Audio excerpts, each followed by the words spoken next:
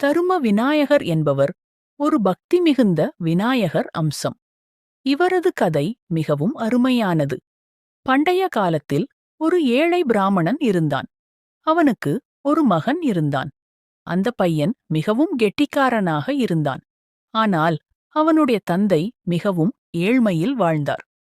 ஒரு நாள் பையன் தனது தந்தையிடம், அப்பா, நான் படித்து பெரியவனாக வேண்டும். ஆனால் நம்மிடம் பணம் இல்லையே என்றான். தந்தை மிகவும் வருத்தமடைந்தார். அவர் தரும விநாயகரை நினைத்து பிரார்த்தனை செய்தார். கணபதியே, என் மகன் நல்ல வாழ்க்கை வாழ உதவு என்று கண்ணீர் விட்டு வேண்டினார். அன்று இரவு தரும விநாயகர் அவருக்கு கனவில் தோன்றி, நீங்கள் வருத்தப்பட வேண்டாம். உங்கள் மகன் நல்ல படிப்பு படித்து சிறந்தவனாக வாழ்வான். ஆனால் அவன் எப்போதும் தருமத்தை பின்பற்ற வேண்டும் என்று அருளினார்.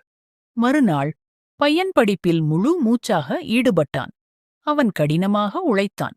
சில ஆண்டுகளுக்குப் பிறகு அவன் ஒரு பெரிய அறிஞனாக மாறினான். அவன் தனது ஊருக்கு வந்து ஏழைகளுக்கு உதவினான். அவன் தரும விநாயகரை எப்போதும் நினைத்தான். அவனுடைய வாழ்க்கை முழுவதும் நல்லது நடந்தது.